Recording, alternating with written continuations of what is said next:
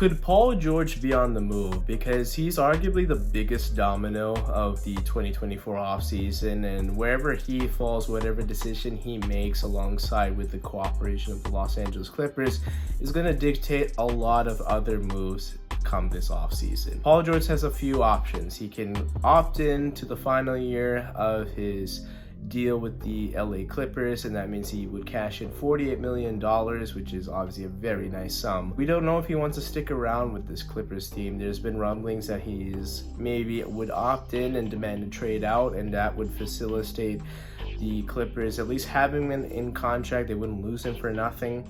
Essentially kind of like a sign and trade type of deal. And what you could do is you could get some really good return for Paul George, depending on if the Clippers are swayed that way.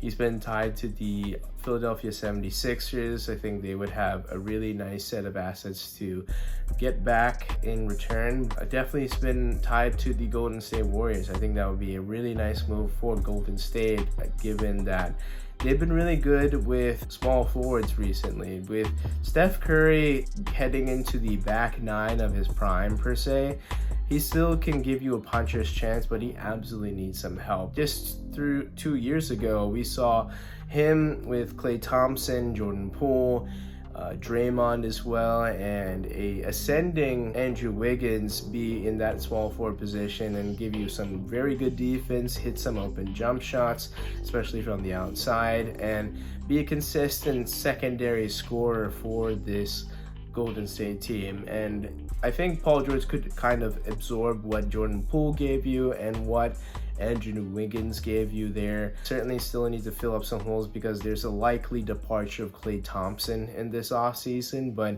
I really would like to see Paul George go to Golden State. I think that would just kind of at least give him some more of a chance to get into the not only just the postseason, but win some series, be a dark horse contender in a very, very tricky Western Conference. His ability to not only just defend, but take some pressure off of Steph Curry would be ideal for Golden State.